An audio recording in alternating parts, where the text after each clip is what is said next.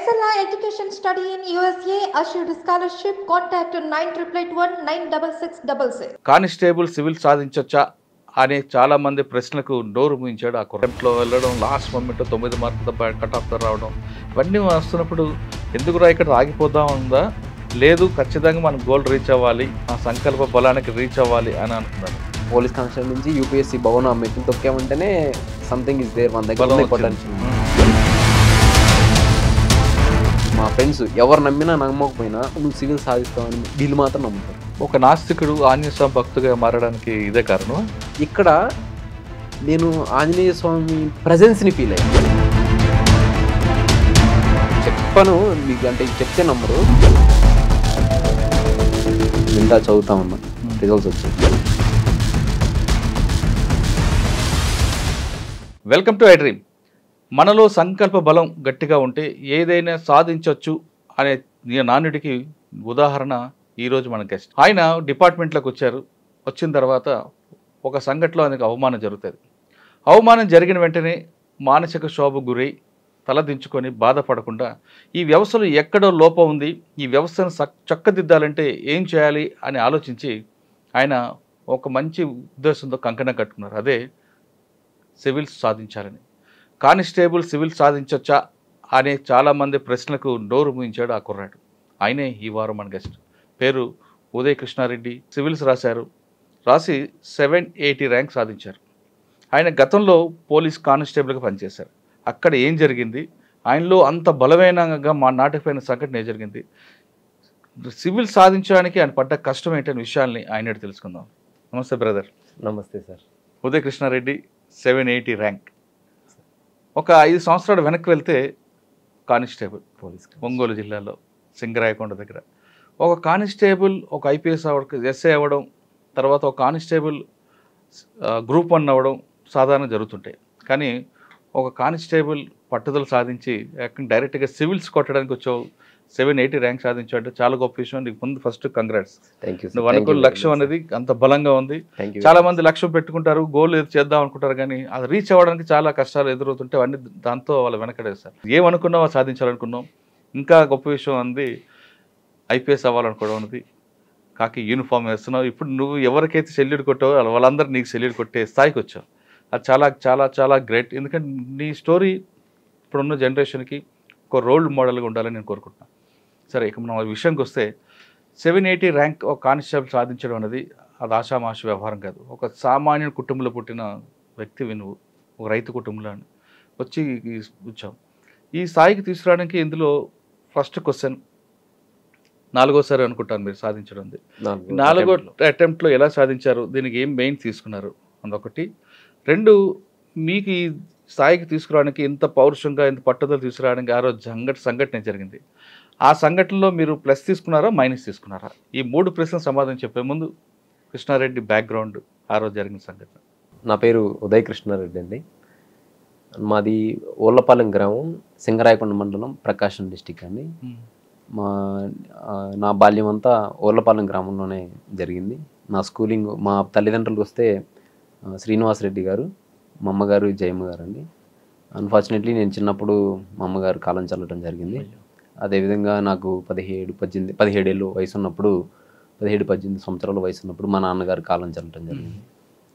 So దాని తర్వాత నేను గవర్నమెంట్ స్కూల్లోనే నా విద్యాభ్యాసం అంతా జరిగింది. అక్కడ తర్వాత జవహర్ భారతి జూనియర్ కళాశాల, జవహర్ భారతి డిగ్రీ కళాశాల కావల్లో నేను నా ఇంటర్మీడియట్ అండ్ డిగ్రీని కంప్లీట్ చేయడం జరిగింది సార్.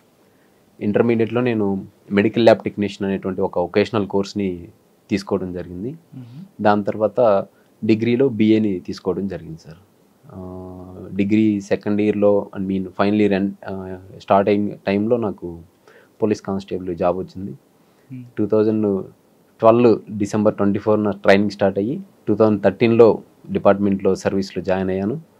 2013 నుంచి 18 వరకు పోలీస్ కానిస్టేబుల్గా పనిచేసింది సార్. 5 సంవత్సరాలు పోలీస్ కానిస్టేబుల్గా పనిచేసిన సమయంలో ఫస్ట్ ఏ పోలీస్ స్టేషన్కి వెళ్ళారు? ఫస్ట్ మాకు ట్రైనింగ్ అయిపోయిన తర్వాత యాక్చువల్గా హెడ్ క్వార్టర్లోనే అటాచ్మెంట్ ఉంచారండి. అప్పుడు 2014 ఎలక్షన్స్ ఉండటం Ongole head quarter. First SP అప్పుడు మీకు? అప్పుడు మాకు చిరువోలు శ్రీకాంత్ గారు ఉన్నారు. సిహెచ్ శ్రీకాంత్ గారు. తర్వాత తర్వాత పోస్టింగ్స్ వస్తే ఫస్ట్ పోస్టింగ్ గుడ్లూరు పోలీస్ స్టేషన్లో పోలీస్ కానిస్టేబుల్గా జాయిన్ అయ్యాను.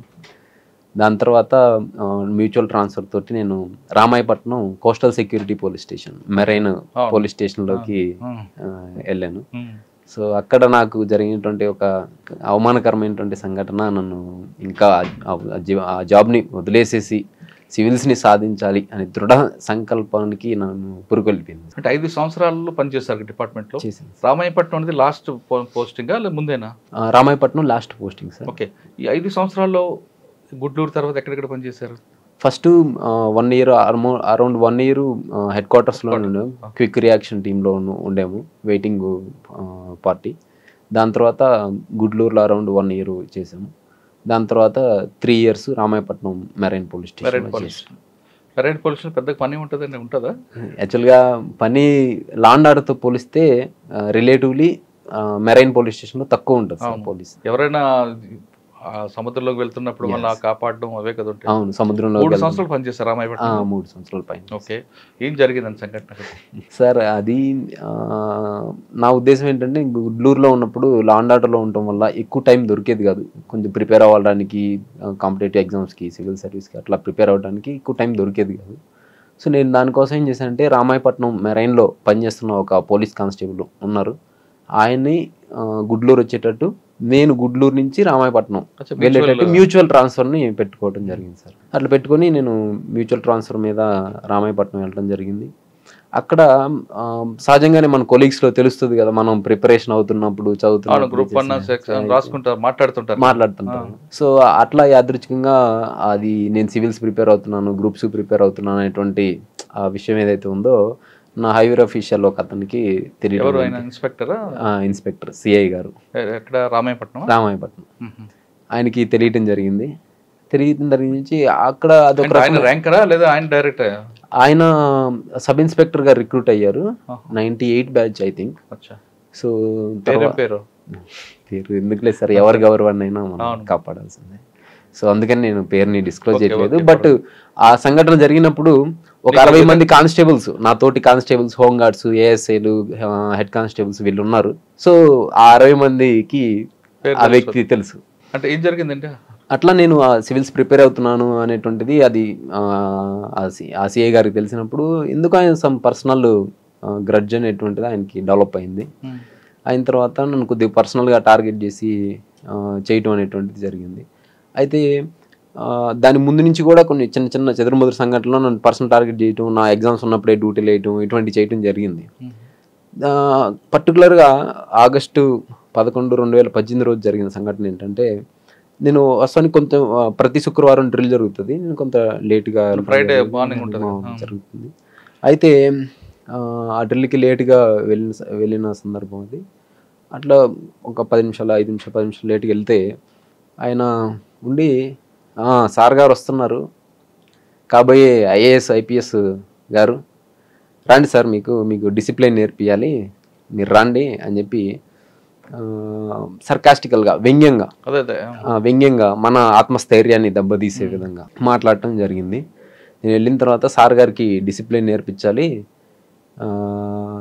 మీరు సార్ గారికి మీరందరూ ఇంకా డ్రిల్ చేయొద్దు, సార్ గారికి స్పెషల్గా 1 అవర్ డ్రిల్ చేయించండి అని చెప్పి నా కోసంగా ప్రత్యేకంగా ఒక ఏఎస్ఐ గారిని పెట్టి అందరు చూస్తుండగా నన్ను డ్రిల్ చేయించడం జరిగింది సార్. ఒక్కరికి అట్లా చేపిస్తున్నప్పుడు సహజంగా ఎట్లా ఉంటుందని, ట్రైనింగ్లో ఈ డ్రిల్ పనిష్మెంట్స్ అనేవి ఉంటాయి. లేదంటే ఏదైనా లేట్ వచ్చింది, సివియర్గా ఏదన్నా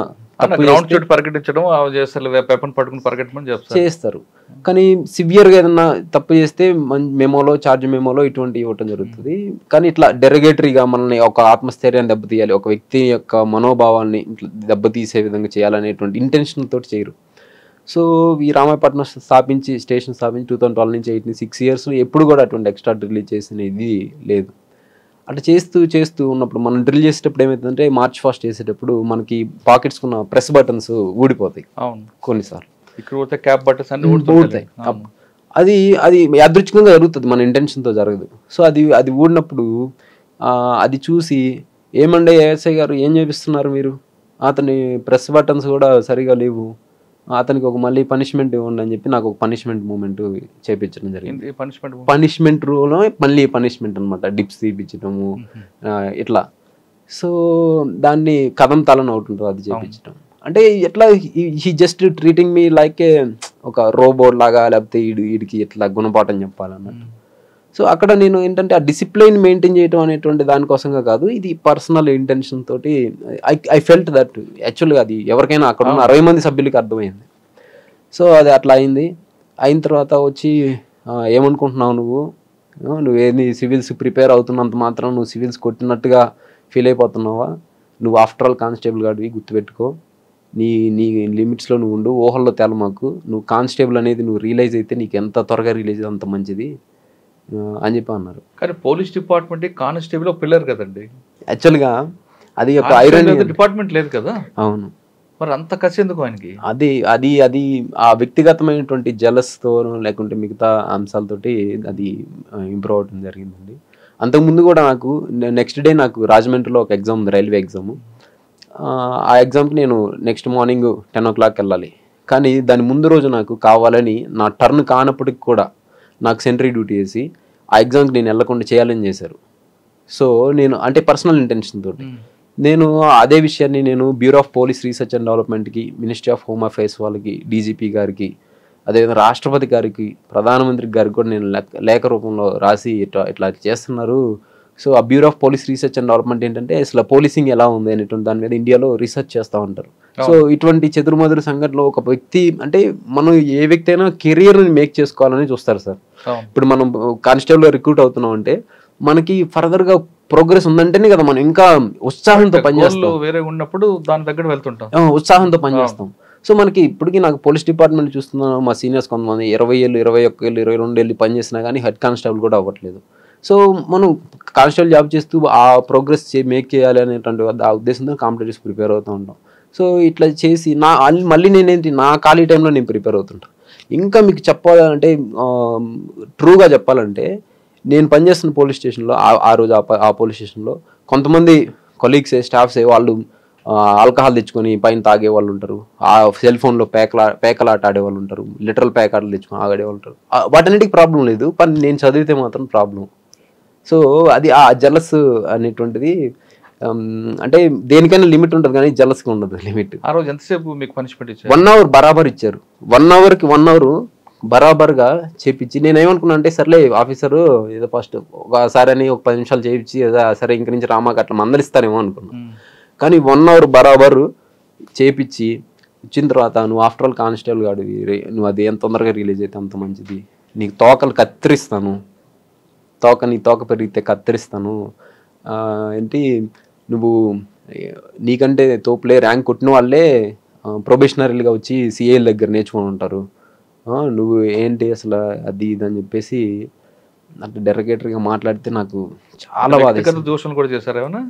వ్యక్తిగత దోషం చేయలేదు సార్, ఇట్లే సర్కాస్టికల్గా వ్యంగ్యంగా అని చెప్పి మాట్లాడేసరికి 60 మంది ముందు నేను ఒక్కనే అట్లా చేస్తూ 60 మంది ముందు అట్లా ఆ వ్యంగ్యంగా సార్ కాబోయే ఐపీఎస్ ఆఫీసర్ అయ్యా అట్లా వ్యంగ్యంగా మాట్లాడేసరికి అది నేను తీసుకోలేకపోయాను సార్. చాలా బాధేసింది.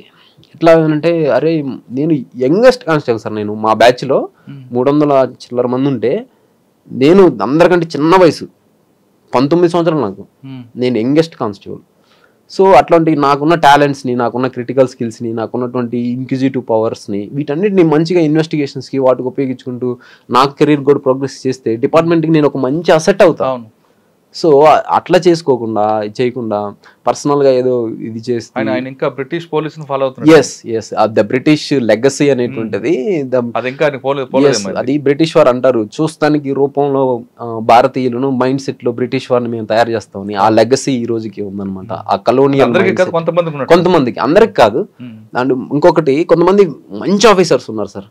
ఐపీఎస్ ప్రమోద్ కుమార్ గారు చేశారు, అప్పుడు ప్రకాశం ఎస్పీగా చేశారు. నేను ఆ మ్యూచువల్ ట్రాన్స్ఫర్ కోసం వెళ్తే అప్పుడు కందుకూరు సర్కిల్ ఇన్స్పెక్టర్ గారు ఉన్నారు. 2014లో ఒక ఆయతను ఉంటే సార్ నేను మ్యూచువల్గా పెట్టుకుంటాను సార్, నాది ఫార్వర్డ్ చేయండి సార్ అని ఒక 10 సార్లు తిరిగాను సార్. ఆయన 10 సార్లు తిరిగినప్పుడు 11 సరే పో బయటికి పో యూజ్లెస్ ఫెలో అన్నారు. ఎవరు? ఆ కందుకూరులో సిఐ అన్న తర్వాత అసలు నేనేం అడిగాను, నా మ్యూచువల్ ట్రాన్స్ఫర్ అంటే ఇక్కడున్న స్టాఫ్ అక్కడికి వెళ్తారు, అక్కడున్న స్టాఫ్ ఇక్కడికి వస్తారు. సో దీనికి కూడా వీళ్ళు అంటే నా కనీసం స్టాఫ్ గ్రీవెన్స్ని అడ్రస్ చేయడం అనేది ఒక SHOగా మీ బాధ్యత. సో అట్లా చేయాలని చెప్పి చేయకుండా నేను ఇంకేం చేశాను అంటే సరే ఏదైతే అది అవుతుంది, మహా అయితే SP గారు ఏం చేస్తారు, తిడతారు, లేకపోతే ఒక మెమో రాపిస్తారు త్రూ ప్రాపర్ ఛానల్ రాలేదని చెప్పి ధైర్యం చేసి వెళ్ళిపోయాను సార్. అసలు మీరు నమ్మరు సార్, ప్రమోద్ కుమార్ సార్ గారు ఎంత జనరాసిటీ తోటి, ఎంత సెన్సిటివ్గా, ఎంత మ్యాగ్నానిమిటీ తోటి, ఏంది బాబు ఇట్రా అన్నారు. సార్ ఇట్లా చదువుకుంటాను సార్, నాకు ఖాళీ టైం, అక్కడ రామాయపట్నంలో అయితే షిఫ్ట్స్ అట్లా ఉంటాయి, కొద్దిగా టైం సేవ్ అవుతుంది, ప్లస్ మా నాయనమ్మ గారు ఉన్నారు, మా పేరెంట్స్ ఇద్దరు ఎక్స్పైర్ అయి ఉన్నారు, ఆమెతో కూడా కొద్దిగా టైం ఆమె కూడా మంచిగా చూసుకో ఉంటుందంటే ఇదంతా పని ఇట్రా అని చెప్పి అట్లా సంతకం చేసి CCకి వెంటనే కొట్టేసేయండి, అవుతుంది 10 minutesలో నాకు రిపోర్ట్ చేయండి అన్నారు. అసలు నేను ఆ నుంచి తీసుకొని ఒంగోలు నుంచి గుడ్లూరు వెళ్ళే లోపల నా వచ్చేసిందండి ట్రాన్స్ఫర్.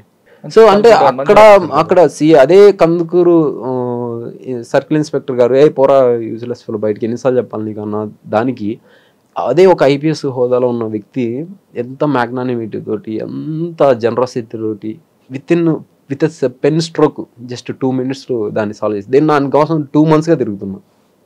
అదే చెప్తున్నా, ప్లస్ ఉంటారు మైనస్ ఉంటారు. ఇంకోటి శివకుమార్ గారు అని ఆయన సబ్ ఇన్స్పెక్టర్, ఆయన కింద నేను అదే రామాయపట్నంలో చేశాను. అసలు ఆయన అంటే నాకు అన్నయ్యలు లేరు, ఆయన నాకు అన్నయ్య లెక్క. ఆయన నువ్వు ఇట్లా వెళ్ళు, ఇది తీసుకో, నువ్వు నీకు ఇట్లా తప్పదబ్బా, ఇది డిపార్ట్మెంట్లో ఇట్లా అవమానం చేస్తుంటారు, ఏం కాదులే నేను రిజైన్ చేస్తా. ఆ రోజు ఏమైందంటే అట్లా ఆయన డెరగేటరీగా చేసిన తర్వాత అదే రోజు నేను వెళ్ళి సార్ ఇట్లా రిజిగ్నేషన్ చేస్తున్నాను ఇచ్చేసా, లెటర్ రాసి ఇస్తే ఆయన ఏంటి బెదిరిస్తున్నావు అన్నాడు. బెదిరించట్లేదు sir, I took it mindful decision అన్నాడు. దాని తర్వాత కామ్గా అయిపోయారు, అది ఆడబడేసి కామ్గా ఉన్నారు. ఒక 1/2 hour 45 minutes 1 hour లోపల పిలిచారు. మళ్ళీ పిలిచి మీరు ఇది పెట్టారు కదా, దీన్ని పెట్టాలంటే త్రూ ప్రాపర్ ఛానల్ పెట్టాలంటే టైప్ చేసుకొని రాను అన్నారు. టైప్ చేసుకొని DTP ఫార్మాట్లో తెమ్మన్నారు, నేను రాసి ఇచ్చేద్దాం. సో ఆయన ఇంకా నేను దాన్ని DTP చేయించుకొని వెంటనే తీసుకొచ్చా. ఆయన షాక్ అయ్యారు, ఏంది ఇతను నిజంగానే చేస్తున్నట్టున్నాడు అన్నట్టు. ఇంకా సరే అది దగ్గర పెట్టుకున్నాడు. మీరు నమ్మరు సార్, నేను అది ఆ రోజు ఇచ్చేసేసి నేను ఇంకా మళ్ళీ పక్క స్టేషన్లో లీవ్ తీసుకున్నాను. పోలీసులు అటు తీసుకోవచ్చు లీవ్స్, అటు లీవ్ తీసుకొని నేను ఇంకా దాన్ని తీసుకొని వెళ్ళిపోయాను. నా సరెండర్స్ అన్ని సబ్మిట్ చేసుకుని SP గారి దగ్గరికి తీసుకుపోయి, ఇప్పుడు సాంబశివరావు గారు వాళ్ళు ఎవరండి SP అప్పుడు SP సత్య బాబు గారు, వెంటనే ఎగ్జాక్ట్ గుర్తులేదు సార్, బాబు గారు అనుకుంటున్నాను.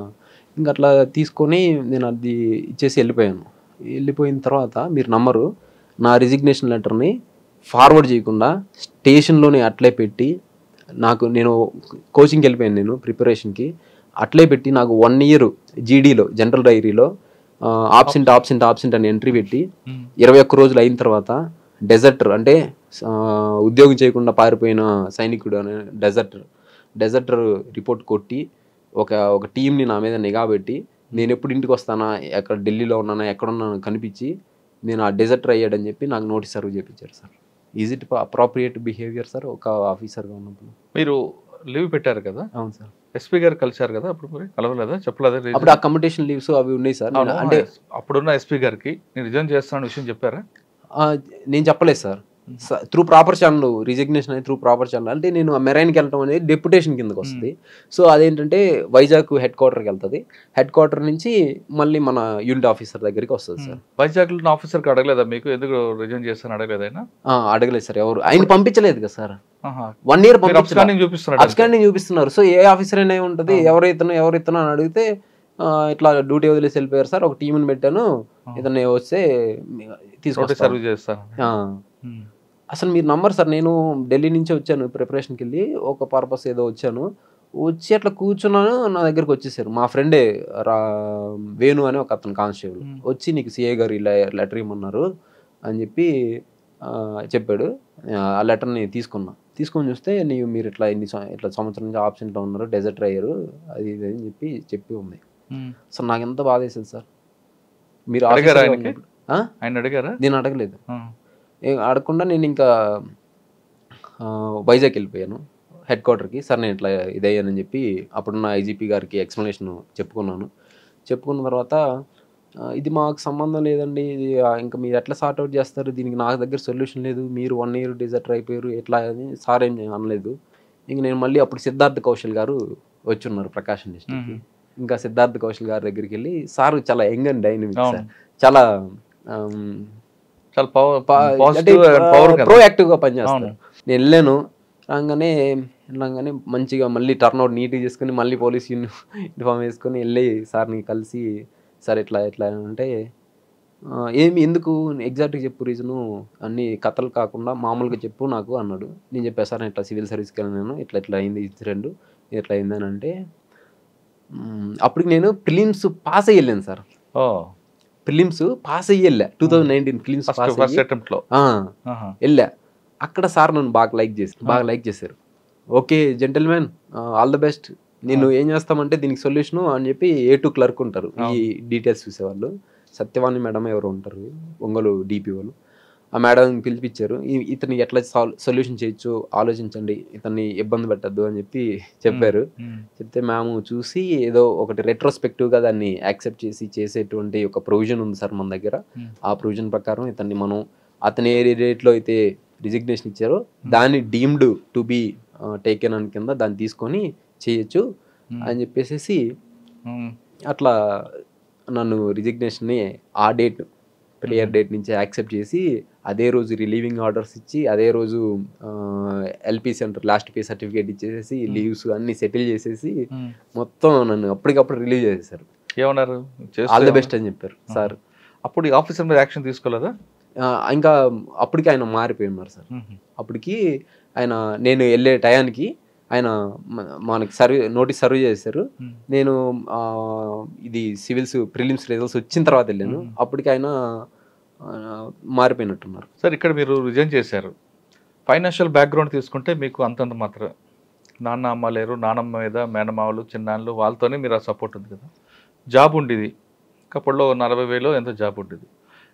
రిజైన్ చేసిన తర్వాత మీరు ఢిల్లీ వెళ్ళి చదువుకోవడానికి ఆ ఫైనాన్షియల్ ఇష్యూస్ ఏమైనా వచ్చాయి? అప్పుడు ఫైనాన్షియల్ ఇష్యూస్ వచ్చాయి సార్. నేను నా సేవింగ్స్ని నేను ప్రాపర్గా మెయింటైన్ చేసుకున్నాను. తర్వాత మా మామయ్య గారు కోటిరెడ్డి గారు ఉన్నారు, ఆయన నాకు సపోర్ట్ చేశారు. అదేవిధంగా ఇంకోటి చెప్పాలంటే యాక్చువల్గా నేను జాబ్ రిజైన్ చేసింది ఆల్మోస్ట్ నా రిజల్ట్స్ వచ్చే వరకు అయితే మా నాయనమ్మకి తెలియదు నేను హైదరాబాద్లో చేస్తున్నాను అని చెప్పి. ఎందుకంటే ఆమె చాలా బాధపడతారు, ఏడుస్తారు. ఆమెకి ఏంటంటే హైదరాబాద్లో చేస్తున్నాను ఉద్యోగం, హైదరాబాద్లో చేస్తున్నాను అని చెప్పేది. నేను జాబ్ రిజైన్ చేసిన తర్వాత అది వచ్చి డైరెక్ట్ మా మామయ్య గారికి చెప్పాను. ఎవరు మీరా?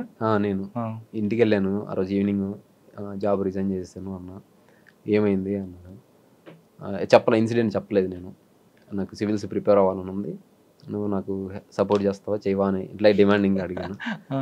ఇంకంతేనా నీ నిర్ణయం అన్నారు. అంతేనని చెప్పా. సరే నువ్వు నీకు ఎట్లా సపోర్ట్ ఏం చేయాలంటే నా దగ్గర ఎక్స్ అమౌంట్ ఉంది, నేను వెళ్తున్నాను వెంచరింగ్, ఇంకంతే నేను వెళ్తాను, ఇంకేదైనా ఉంటే నీకు కాల్ చేస్తా అంటే సరే నువ్వు వెళ్ళు నీ ఇష్టం అని చెప్పారు. కానీ ఐఎమ్ సక్సెస్ఫుల్లీ దాన్ని మా మావయ్య గారి దగ్గర ఒక 1 year వరకు నేను అవసరం లేకుండానే నేను ఢిల్లీలో స్పెండ్ చేశాను. తర్వాత మళ్ళీ అక్కడి నుంచి హైదరాబాద్ వచ్చాను. ఇంకా అక్కడి నుంచి మా మావయ్య గారు he took care of everything. తర్వాత మళ్ళీ మీకు చెప్పాను కదా సార్, మాకు శివకుమార్ సార్ గారు ఎస్ఐ, ఈయన ఈజ్ లైక్ బ్రదర్, ఎస్ఐ కూడా కాదు. తర్వాత మా ఫ్రెండ్ ఉన్నాడు యోగి అని, తర్వాత రాజేష్, సునీల్, ఇట్లా సహకారంతో ఉద్యోగం రిజైన్ చేశారు. ఢిల్లీ వెళ్ళాలి, అక్కడే ఉండి చదువుకోవాలి అనే ఆలోచనలకు వచ్చింది. ఎక్కడ మీరు అకామిడేషన్ తీసుకున్నారు? రెండోది మీరు ఏ మెయిన్స్ తీసుకొని వెళ్ళారు అక్కడికి? మీ ఆప్షన్ ఏంటి పెట్టుకున్నారు? సార్ నేను ఢిల్లీ వెళ్ళడానికి ఫస్ట్ వాజీరామ్ అండ్ రవి దాంట్లో జాయిన్ అవ్వాలని చెప్పేసి వెళ్ళాను సార్. నీకు ఇక్కడ నా ఫ్రెండ్ యోగి అని చెప్పాను కదా సార్, తను VROగా పనిచేస్తారు. ఆయన పనిచేసే విలేజ్లో చలిజాముల వెంకటేశ్వర్ గారు అని అన్న అప్పుడు IAS కొట్టున్నారు, 2015 బ్యాచ్ కొట్టుంటే మా ఫ్రెండ్ ఆయన దగ్గరికి తీసుకెళ్ళి అన్న ఇట్లా ఉదయ్ బాగా చదువుతాడు, ఇది ఇట్లా చేయాలనుకుంటున్నాడు అని చెప్పి అన్నకు కూడా చెప్పలా ఇట్లా ఏంది ఇన్సిడెంట్ అని. సివిల్స్ సాధించాలనుకుంటున్నాడు, గట్టి అంబిషన్. అయితే అన్న ఏమేమి చదివావు, ఏంది సిలబస్ ఏంటంటే మొత్తం చెప్పాను నేను. సిలబస్ ఇది, ఈ బుక్స్ చదివాను. ఇంకా అసలు మేము ప్రిపరేషన్ స్టార్ట్ చేసినప్పుడు మాకు కూడా ఈ బుక్స్ మేము పరిచయం లేదు, నువ్వు ఇంకా చదివి వెళ్తున్నావు కాబట్టి ఇంకా మంచిది, అక్కడికి పలానా ఇన్స్టిట్యూట్కి వెళ్ళని చెప్తే వెళ్ళానండి. వాజీరామ్ అంటారు, అక్కడికి వెళ్ళాను. వెళ్ళి అక్కడ జాయిన్ అయ్యాను. జాయిన్ అయితే అక్కడ నాకేంటంటే ఆల్రెడీ నేను చదివినయే చెప్తున్నారు. మళ్ళీ నాకు గ్రాడ్యుయేషన్ BA ఉంది కదా, హిస్టరీ పాలిటీ ఇవన్నీ నాకు చదివినయే చెప్తున్నారు. ఎక్సెప్ట్ ఇంటర్నల్ సెక్యూరిటీ కొన్ని టాపిక్స్ ఇటువంటివి తప్పించి. సో ఇంకా నాకు అక్కడ కూడా ఇంకా వెదరు ఫుడ్ ఏం పడలేదు. సో ఇంకా సబ్జెక్ట్ కూడా అంతా ఎక్కువ ఏం చెప్తున్నారు అనిపించలా. ఓకే వీళ్ళు కూడా బేసిక్సే చెప్తున్నారు. కాకపోతే ఒక ఎక్స్పోజర్ అయితే వచ్చింది. అందరూ IITs నుంచి వచ్చేవాళ్ళు, IIMs నుంచి వచ్చేవాళ్ళు అందరూ అక్కడి నుంచే స్టార్ట్ చేస్తారు అని అర్థమైంది. ఇంకా ఇన్ఫాక్ట్ తీసుకుంటే నేను ఇంకా నాకు డిగ్రీలో సబ్జెక్ట్ పరిచయం కూడా ఉంది. కొంతమందికి అసలు పరిచయం లేకుండా స్టార్ట్ చేస్తాను. అర్థమైన తర్వాత ఇంకా వెదరు ఫుడ్ వాటన్నిటి కోసం నేను హైదరాబాద్ షిఫ్ట్ అయిపోయి ఇక్కడ హైదరాబాద్లో అశోక్ నగర్లో ఉన్నాను. అక్కడ నేను political science and international relations తీసుకున్నాను ఆప్షనల్. తర్వాత 19 అటెంప్ట్ ఫస్ట్ టైం ప్రిలిమ్స్ అయింది, మెయిన్స్ అయింది, ఇంటర్వ్యూకి వెళ్ళాను. ఇంటర్వ్యూకి వెళ్ళి ఫైనల్ లిస్ట్లో 9 మార్క్స్ తోటి ఉండలేకపోయాను, అది కట్ ఆఫ్ మిస్ అయింది. తర్వాత ఇంక 20 అటెంప్ట్ కోవిడ్, దానివల్ల ఇవ్వలేకపోయాను. తర్వాత 21లో CSAT ఫెయిల్ అయ్యాను ప్రిలిమినరీ. తర్వాత 22లో మళ్ళీ CSAT ఫెయిల్ అయ్యాను. GS కంప్లీట్ అవుతుంది కానీ CSAT పోతుంది. అప్పుడు బాగా డిసప్పాయింట్ అయిపోతే ఇంకప్పుడు నాకు సునీల్ అని ఇంకో ఫ్రెండ్ ఉన్నాడు, ఫైర్ SI అతను, కడపలో చేస్తాడు పులివెందుల్లో. తను వచ్చి అన్న ఇట్లా నేను మ్యాథ్స్ కొద్దిగా వీక్ అనమాట, ఇట్లా ఇది మ్యాథ్స్ ఈ కెరీర్ విల్ యాప్ అని దాంట్లో జాయిన్ అవ్వండి, ఇంకోటి కాంప్రహెన్షన్ మేధాటి శ్రీనివాస్ గారు అని ఉంటారు, ఆయన దగ్గర జాయిన్ అవ్వండి మీకు అవుతుంది అని చెప్పారు. తర్వాత అన్న భార్గవ్ అన్నది ఒక అన్నారు, అన్న ఛత్తీస్గఢ్ క్యాడర్ IAS ఆఫీసర్. అన్న కూడా CSAT కొన్నిసార్లు ఆబ్స్టికల్స్ ఫేస్ చేశారు. అన్నను కూడా సజెషన్ అడిగితే కొన్ని సజెషన్స్ ఇచ్చారు. సో ఎన్ని సజెషన్స్ ఈ మళ్ళీ మిస్టేక్స్ రెక్టిఫై చేసుకుని మళ్ళీ 23 అటెంప్ట్. ఇంకా ఏంటంటే 23 అన్ని సంవత్సరాల్లో కల్లా 2013 నుంచి 23 పేపర్ ఇంకా డిఫికల్ట్ పేపర్ CSAT. సో ఆ డిఫికల్ట్ పేపర్ కూడా నేను సక్సెస్ఫుల్గా కంప్లీట్ చేయగలిగాను. Mains interview 780 rank. సార్ దాదాపు ఇప్పుడు 4 సంవత్సరాలు కష్టపడ్డారు సార్. 4 సంవత్సరాలు నాన్నమ్మకి మీరు మాత్రం హైదరాబాద్ ఉద్యోగం చెప్పారు. మా నాన్నమ్మ ఎప్పుడు రేపు ఉద్యోగం చేస్తున్నా కదా పెళ్లి చేస్తాను అనలేదు.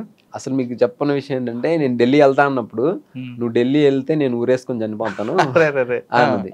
ఎందుకంటే నా పెళ్లి చేసుకో, నువ్వు ఏదో పిల్లలు ఇప్పుడు మీ నాన్నగారు మీ అమ్మగారు లేరు, ఏదో ఒక ఉద్యోగం వచ్చింది, పెళ్లి చేసుకుంటే నాకు వయసు అయిపోతుంది, సుఖంగా చూస్తాను అది ఇది అని చెప్పి. నాకు కానీ నా యాంబిషన్ వేరు కదా. సో సరే నేను వెళ్తానంటే లేదు సస్యం మీరా ఉంది. ఇంకా నేను ఊరేసుకొని చచ్చిపోతాను బెదిరించింది. నేను పక్కన చాంతాన్ని తీసుకో అయినా నేను వెళ్ళలేదు అని చెప్పి వెళ్ళిపోయా. వెళ్ళిన తర్వాత ఇంకా తర్వాత వచ్చి హైదరాబాద్లో ఉన్నా, హైదరాబాద్కి ట్రాన్స్ఫర్ అయింది. అడైతే చదువుకోవడానికి కొంచెం టైం ఉంటుంది అట్లా ఇట్లా అని చెప్పా.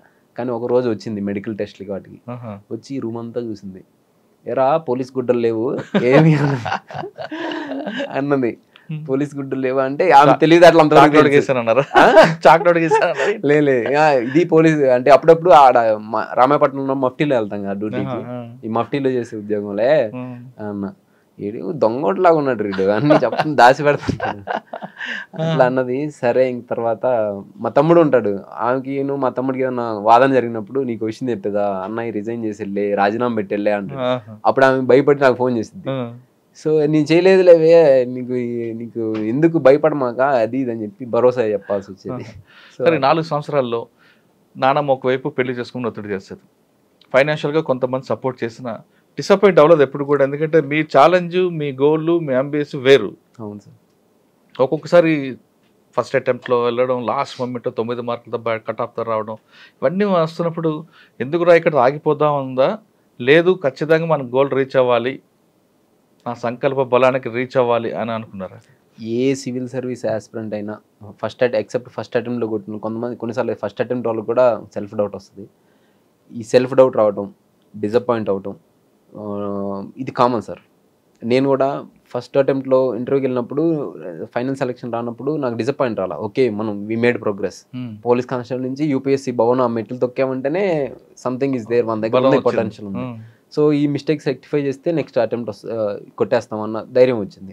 కానీ 21లో నేను 1 year గ్యాప్ తీసుకుని కోవిడ్ వల్ల గ్యాప్ తీసుకున్నప్పుడు కూడా నేను 1 markతో CSAT ఫెయిల్ అయ్యా. అప్పుడు కొంచెం భయం వేసింది, అరే ఏంటిది అని చెప్పి. తర్వాత 22లో ఇంకా పేపర్ డిఫికల్ట్గా వచ్చి ఇంకా ఎక్కువ మార్క్స్ మార్జిన్ తోటి నేను CSATలో ఫెయిల్ అయ్యా. అప్పుడు బాగా భయం వేసింది, డిప్రెషన్ వచ్చింది. అసలు ఏం చేస్తే అవుతుంది ఇది, ఏం చేయాలి, ఇంకా కొన్ని క్వశ్చన్స్ అసలు వాళ్ళు 2 hours కాదు నాకు 20 hours ఇచ్చినా చేయలేను, అంత డిఫికల్ట్గా ఉన్నాయి కొన్ని క్వశ్చన్స్. సో ఇంకా అప్పుడు బాగా డిసప్పాయింట్ అయిపోయాను. దెన్ నాకు ఒక ఒక ఒక అంతకుముందు నేను నాస్తికుడిగా ఉండేది, కానీ నాకు స్పిరిచువాలిటీ స్టార్ట్ పరిచయం అయింది స్పిరిచువాలిటీ. ఎందుకనంటే ఒక కర్మ సిద్ధాంతం అంటారు కదా, ఒక కర్మ ఒక వ్యక్తి ఒక రకమైన కర్మ చేశాడు, కొంత డౌన్ ద లైన్ ఒక 2 years తీస్తే అదే వ్యక్తికి అదే చోట అదే రకమైన కర్మ మళ్ళీ సర్వ్ అయింది. నేను రిలీజ్ అయ్యా తర్వాత నాకు కూడా కొన్ని ఇన్సిడెంట్స్ అలా అయ్యాయి. నేను ఒక కర్మ సిద్ధాంతాన్ని నమ్మటం అనేటువంటిది అప్పుడు ఎక్స్ప్లోర్ చేయడం స్టార్ట్ అయింది. దాని తర్వాత కొద్దిగా స్పిరిచువాలిటీ అనేది స్టార్ట్ అయింది సార్. స్పిరిచువాలిటీ తోటి నేను ఆ స్ట్రెస్ని వీటిని అధిగమించాను. మెడిటేషన్, స్పిరిచువాలిటీ ప్లస్ కన్సిస్టెంట్గా మా ఫ్రెండ్స్ ఎవరు నమ్మినా నమ్మకపోయినా మా ఫ్రెండ్స్ ఉన్నారని చెప్పారు కదా, సునీల్, యోగి, తర్వాత శివకుమార్ సారు, సో ఇట్లా రాజేష్, వీళ్ళు మా మామయ్య గారు, వీళ్ళు ఎవరు నమ్మినా నమ్మకపోయినా నువ్వు సివిల్ సాధిస్తావని వీళ్ళు మాత్రం నమ్ముతారు. నేను ఫెయిల్యూర్ అయిన ప్రతిసారి వీళ్ళు ఖచ్చితంగా ఫోన్ చేస్తారు. చేసిన తర్వాత ఎందుకు అయింది ఏం అడగరు, నువ్వు ఖచ్చితంగా సాధిస్తావు ముందు వెనకంతే, నువ్వు పని నువ్వు చేసుకోవాలి. ఒక నాస్తికుడు ఆంజనేయ స్వామి భక్తుగా మారడానికి ఇదే కారణం? ఇదే కారణం అంటే సార్, ఆంజనేయ స్వామి భక్తి ఇప్పుడు నేను బిలీఫ్ అనేది ఏంటిది, మామూలు రిలీజను ఒక వ్యక్తికి ఇది ఎట్లా ఉంటుంది ఇది ఎట్లా ఉంటుంది ఒక ఐడియాలజీని ఇంపోజ్ చేస్తే ఒక బిలీఫ్గా మారుతుంది. కానీ ఇక్కడ నేను ఆంజనేయ స్వామి ప్రజెన్స్ని ఫీల్ అయ్యా. రైట్, ప్రజెన్స్ని ఫీల్ అయ్యా. అది ఆ ప్రజెన్స్ అనేటువంటిది అనిర్వచనీయమైనటువంటి భావన అనమాట. సో దాన్ని మీకు చెప్పను, మీకు అంటే చెప్తే నమ్మరు. నా రిజల్ట్స్ రావడానికి 11 రోజుల ముందు నుంచి నేను నాకు ఎప్పుడు వస్తాయో తెలియదు, కానీ నేను హనుమాన్ కార్యసిద్ధి హోమం చేయాలి, ఒక 11 రోజులు ఉపాసన చేయాలనుకున్నా. హనుమాన్ చాలీసా రోజుకి 11 సార్లు పొద్దున్నే 3:45కి బ్రహ్మముహూర్తులు లేచి ఉపాసన చేశాను. కరెక్ట్గా 11వ రోజు అంటే నిన్న కాక మొన్న చేసి ఇక్కడ వివేక్ నగర్లో అది చక్రపల్లిలో ఈ అశోక్ నగర్ ఏరియాలో హనుమాన్ టెంపుల్ ఉంది. ఆ హనుమాన్ టెంపుల్లో వెళ్ళి హనుమాన్ కార్యసిద్ధి హోమంలో పాల్గొని నేను రూమ్కి వచ్చి సుందరాకాండ వింటా చదువుతా ఉన్నా. రిజల్ట్స్ వచ్చాయి, 780 ర్యాంక్ వచ్చింది. ఇంకొకటి మీరు అంటే ఎట్లా ఈ కోర్ రిలేషన్ ఏంటి నాకు తెలియదు. రిజల్ట్స్ 12 వస్తాయా 15 వస్తాయా 16 వస్తాయో తెలియదు, కానీ నేను ఒక 11 రోజులు చేయాలి అనుకున్నా. ఎందుకనంటే కొద్ది నెగిటివ్ ఫీలింగ్స్ వస్తూ ఉన్నాయి, రాకపోతే ఏంటి పరిస్థితి, ఫైనల్ లిస్ట్లో ఈసారి కూడా లేకపోతే పరిస్థితి ఏంటి, మీరు ఒక కెరియర్ని వదిలేసాం. ప్లస్ నేను 2016 నోటిఫికేషన్లో సబ్ ఇన్స్పెక్టర్కి స్టేట్ 77th ర్యాంక్ వచ్చింది నాకు. మా జోన్లో 17వ ర్యాంక్ వచ్చింది, కానీ కొన్ని అన్ఫార్చునేట్ కండిషన్స్ వల్ల నేను దాని సర్వీస్లో కొనలేకపోయాను. సో అటువంటి వాటిని కూడా నేను వదిలిపెట్టేసుకొని దాన్ని కూడా ఇంకా ఎస్ఐ ఇటువంటి వాటికి రాయకుండా వచ్చేసాను. So time, energy, resources, age అన్నిటిని ఇన్వెస్ట్ చేసేసాను. ఇప్పుడు అవ్వకపోతే పరిస్థితి ఏంటి, ప్లస్ ఛాలెంజ్ చేసి వచ్చా, ఒక మనిషిని ఇట్లా ఛాలెంజ్ చేసి వచ్చా. అప్పటికి నా ఫస్ట్ టైం ఇంటర్వ్యూకి వెళ్ళినప్పుడు ఒక అతను రామకృష్ణ అని నాకు కొలీగ్ ఉండే, ఆయనకి ఈసీ గారు ఫోన్ చేసి పలానా ఇట్లా వెళ్ళాడంట ఏంది అది అని. సో ఆ ఫెయిల్యూర్ వాళ్ళకి ఒక రకమైన రాక్షస ఆనందాన్ని ఇచ్చి ఉంటుంది. సో అది కూడా అరే మనం ఓడిపోతామా ఇంకింతేనా. ఇంకొకటి మహేంద్ర అన్న అని ఒక అన్న ఉన్నారు, అన్న నాతో పాటు కానిస్టేబులే, కానీ ఆయన తర్వాత ఎస్ఐ కొట్టి ఇప్పుడు నెల్లూరు డిస్టిక్లో చేస్తున్నారు. అన్న నేను రిజైన్ చేసి వచ్చేటప్పుడు చేశాను. తర్వాత ఆయనకి సంభవం తెలిసింది, ఫోన్ చేశాడు, నువ్వు రిజైన్ చేసావు కదా, నీకు ఒకటే చెప్తా గుర్తుపెట్టుకో, నువ్వు వెళ్ళి సాధించావు అనుకో గుడ్, ఒక 100 లక్షలాది మందికి నువ్వు స్ఫూర్తి అవుతావు. ఇంకొకరు కూడా కానిస్టేబుల్ జాబ్ని కూడా వదులుకొని చేయడానికి ముందుకు వస్తారు. మధ్యతరగతి తల్లిదండ్రులు లేని వ్యక్తులు, గ్రామీణ ప్రాంతంలో ఉన్న వాళ్ళు, తెలుగు మీడియంలో చదివినటువంటి వాళ్ళు, ఇంగ్లీష్ రానిటువంటి వాళ్ళు, సో ఇటువంటి వాళ్ళందరూ నువ్వు ఒక స్ఫూర్తి అవుతావు. అదే నువ్వు సాధించలేదా ఈ మిగతా వాళ్ళు కూడా భయపడిపోతారు, ఎందుకు రిస్క్ చేయడం అది ఇది అని చెప్పి. సో అన్న చెప్పిన మాట కూడా నాకు మైండ్లో బాగా ఇవన్నీ వచ్చి భలే బాధపడ్డాను సార్. చేస్తాను. మీరు ఒక ఛాలెంజ్ చేసి బయటకు వచ్చారు, మీరు ఢిల్లీ వాజీరామ్ అవ్వచ్చు, తర్వాత అశోక్ నగర్ అవ్వచ్చు, అక్కడికి వస్తున్న మిగతా బ్యాచ్మేట్స్ ఎవరైనా అంత వాళ్ళ బ్యాక్గ్రౌండ్స్ అంతా కూడా చాలా రిచ్ ఫ్యామిలీస్ నుంచి, లేదా మీరు అన్నట్ల ఐఐటి కర్పూర్ రకరకాల వ్యక్తులు వస్తుంటారు. వాళ్ళు చూసినప్పుడు నేను ఒక చిన్న ఊరు నుంచి ఒక కానిస్టేబుల్ వచ్చాను, వీళ్ళతో కలిసి నేను జర్నీ చేయగలనా, ఈ గోల్ రీచ్ కాగలనా అనే భావన ఎప్పుడు వచ్చిందా? చాలాసార్లు వచ్చింది సార్. అయితే ఎవరి ద్వారా అయితే ఆ భావన వచ్చిందో వాళ్ళ ద్వారా ఆ భావన కూడా పోయింది. ఎందుకంటే ఇప్పుడు నా చుట్టూ ఐఐటి, నాకు భార్గవ్ అని ఉన్నాడు, ఈ సంవత్సరం 590 ర్యాంక్ వచ్చింది, లాస్ట్ ఇయర్ 772. భార్గవ్ తను ఐఐటి బాంబే. తర్వాత విశాల్ అని ఉన్నాడు ఇంకొక ఆయన, అతను 3-4 ఇంటర్వ్యూస్ ఇచ్చారు, ఆయన ఐఐటి బాంబే. తర్వాత జగత్ సాయి, రాళ్లపల్లి జగత్ సాయిని ఇప్పుడు యూపీ క్యాడర్లో ఐఏఎస్గా పనిచేస్తున్నారు. తను ఐఐటి ఖరగ్పూర్. తర్వాత శామ్యుల్ వెస్లీ అని ఒక అతను ఉన్నారు, ఆయన 3 to 4 ఇంటర్వ్యూస్ ఇచ్చారు. ఆయన గుజరాత్ గిఫ్ట్ సిటీలో చేస్తున్నారు. సో ఆయన ఐఐటి ఖరగ్పూరే. సో వీళ్ళందరిని చూసి నాకు భయం వేసింది. అరే వీళ్ళందరూ ఐఐటి వాళ్ళరా, నేను మామూలు స్కూలు కాలేజు ఏంటి, అసలు నాకు పెద్ద ఇంగ్లీషు ఇంత వీళ్ళకి వచ్చినంత ఇదిగా రాదు అని చెప్పి. కానీ నేను ఎప్పుడైతే ఫస్ట్ అటెంప్ట్లో ఇంటర్వ్యూకి వెళ్ళానో నాకు అక్కడ జగత్ సాయి పరిచయం అయ్యారు. అక్కడ ఢిల్లీలో పరిచయం అయ్యి చెప్పాడు, నేను ఇట్లా ఐఐటి ఖరగ్పూర్, అసలు నువ్వు ఇట్లా వచ్చావంటే నీకు చాలా గ్రేట్ ఉదయ్, నువ్వు యూ విల్ మేక్ ఇట్ అని. ఇంకోటి రాహుల్ రెడ్డి నంద్యాలలో జాయింట్ కలెక్టర్ చేస్తున్నారు. అన్న నేను ఒకే బెంచ్లో రాశాను మెయిన్స్. ఆ సంవత్సరం అన్నకి ఐఏఎస్ వచ్చింది.